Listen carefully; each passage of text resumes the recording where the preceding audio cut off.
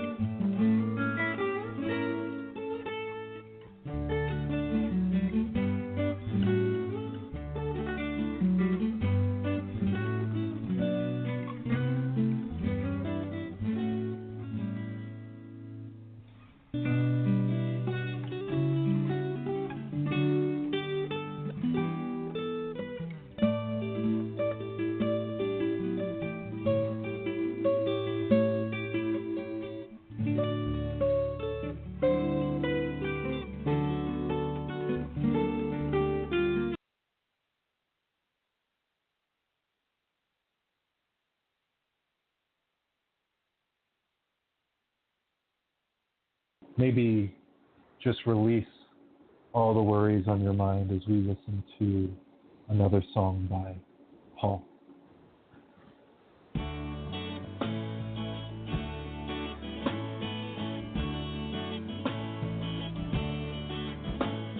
The heavens are telling the glories of God,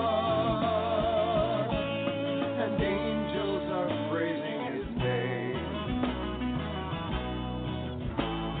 The earth is the Lord's and the fullness thereof, and we are the saints of the King. So cry out, O Zion, cry out to the King. Lift your voice and shout, O Zion, lift up His banner and sing. If we do not praise Him, the rocks will cry out, but I will not be put to shame. For we are rehearsing a heavenly shout by praising and praising His name. So cry out, O Zion, cry out to the King. Lift your voice and shout, O Zion, lift up His banner and sing. Shake off the dust of this world, break loose the binds and be free. Shake loose your worries and fears, lift up your eyes and see, and see. The heavens are telling the glories of God, and angels are praising His name.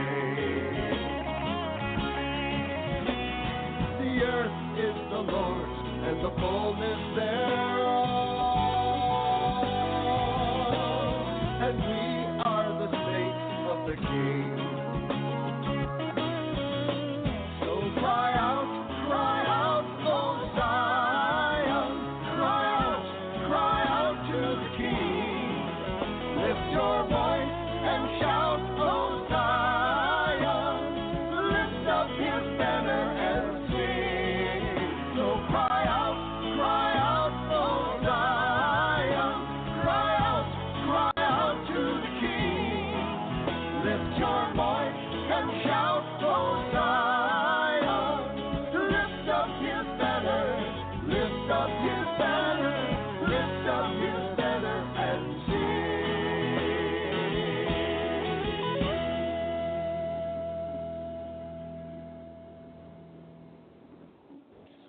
Well, that was Paul Deming, The Heavens Are Telling.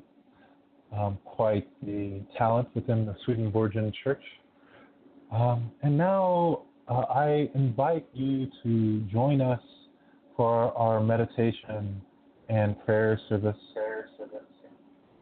We are going to begin by lighting our candle, representing many things,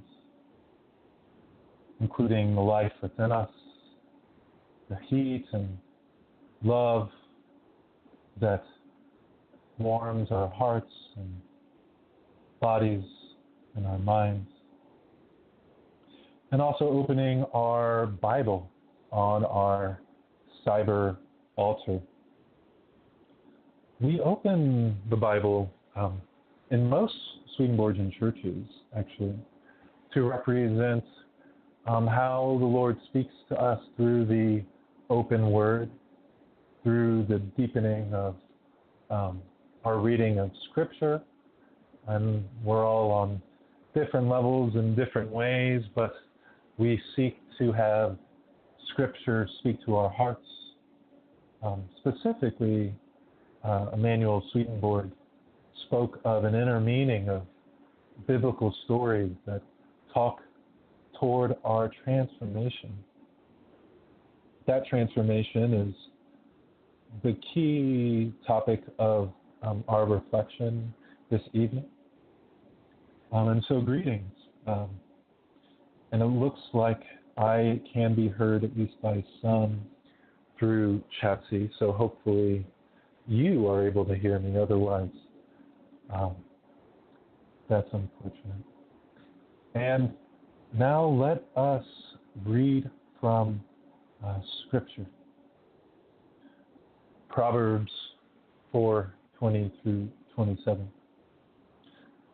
My offspring, pay attention to what I say. Turn your ear to my words. Do not let them out of your sight. Keep them within your heart. For they are life to those who find them, and health to one's whole body. Above all else, guard your hearts, for everything you do flows from it. Keep your mouth free of perversity. Keep corrupt talk far from your lips. Let your eyes look straight ahead. Fix your gaze directly before you. Give careful thought to the paths for your feet, and be steadfast in all your ways. Do not turn to the right or the left. Keep your foot from evil. In Psalm 141, 2 through 10. May my prayer be set before you like incense. May the lifting up of my hands be like the evening sacrifice. Set a guard over my mouth, Lord. Keep watch over the door of my lips. Do not let my heart be drawn to what is evil, so that I take part in wicked deeds along with those who are evildoers. Do not let me eat their delicacy. Let a righteous person strike me. Instead, this is kindness. Let them rebuke me. That is oil on my head in comparison. My head will not refuse it, for my prayer will still be against the deeds of evildoers. The Others will be thrown down from the cliffs, and the wicked will learn that my words were well spoken. They will say, as one plows and breaks up the earth, so our bones have been scattered at the mouth of the grave. But my eyes are fixed on you, sovereign lady. In you I take refuge. Do not give me over to death. Keep me safe from the traps set by evildoers, from the snares they have laid for me. Let the wicked fall into their own nets, while I pass by in safety. And lastly, from the theological writings from Emanuel Swedenborg, Apocalypse Revealed 6:11. A horse signifies the understanding of the word. All the horses which you saw signified that. For when a person goes meditating from the word, then their meditation at a distance appears as a horse, noble and lively, as they meditate spiritually on the word, and on the contrary, poor and dead, as they meditate materially. May the Lord add a blessing to the readings in Scripture and insightful theology in our minds and in our living. And let us take a moment to continue conversing if you're on Chatseed and meditate on this beautiful music by the Turleys.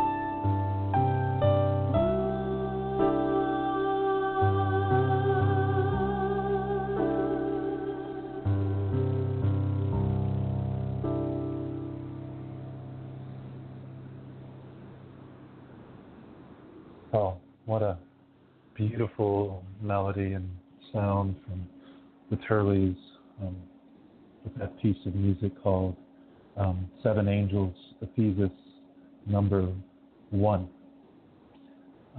So today our topic, as I mentioned, is spiritual reflection, meditation, and prayer.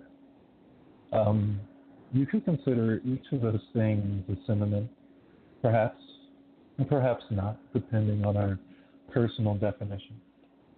My approach today has been to look at them somewhat as interchangeable. We are tasked to pray unceasingly in part of biblical scripture. And I find that when I remember to be more reflective and meditative in my living and my moving, then those moments become like a prayer for me. I can remember what I value most, especially in those moments. Often I'm kind of on, automation mode, and I can live up to many of my goals that way. But really, all too often I can turn towards a type of selfishness and a type of egotism even that needs to be upended, needs to be disrupted, in my opinion. And of course, Emanuel Swedenborg believed that the marks of those things, selfishness and orientation towards ourselves, and materialism as hellish orientations. Of course, his hell was a little bit different than how we typically think of hell or hear about hell in a lot of modern parlance, or even over the last few hundred years. His hell was a hell that we love, that we create a hell within, and it shows up without, one of self-orientation instead of its opposite, which is an orientation towards the divine, loving one, the divine wisdom, personhood that created everything. Not necessarily a few thousand years ago, perhaps billions of years ago, or who knows really. But a creator, a creatress, present in all aspects of life and nature, expressing herself in symbolism, in metaphor, in things that we can't imagine around us all the time, seeking to transform our hearts towards joy and peaceful living, towards a heavenly incarnation, no matter what our spirituality or religion. And I find that to be quite the reflection. And so I ask that we each think about what it means to cultivate heaven within. Often we know what our heaven within is like, and yet we choose to make poor decisions, poor motivational choices for an instant gratification, one that tends to linger in a negative way instead of a motivation and action that really uplifts our day, maybe in a more subtle, horrific way, but uplifts it in a way that really feeds us and will feed us more the more we truly lean into it. And needless to say, when we try to uplift goodness, God in ourselves and in others and in nature, they typically are more happy with how we're behaving and how we're relating. And so now, turning more towards a prayerful mindset, I will start a prayer and then play some meditative music as we turn towards our chat C prayer requests. If you aren't with us live, know that we also wish to uplift your prayers as well. So please take a moment to review intentionally within what are your prayer requests and why.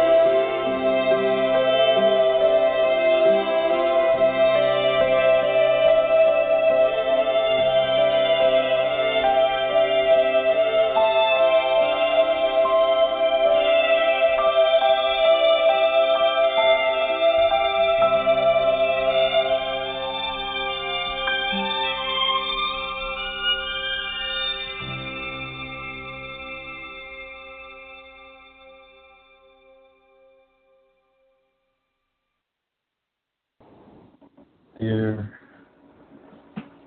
O Divine One, we uplift our prayers to you, as you know them better than we do.